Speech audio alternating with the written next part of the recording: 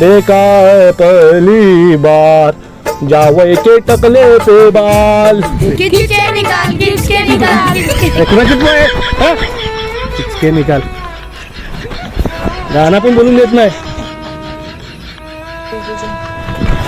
राऊत मुले द्याल काय? राऊत मुलेत ना, राव ना. किती रुपये? 50 रुपये फक्त. 50 रुपये? हो 50 रुपये. हा सामान किती रुपये?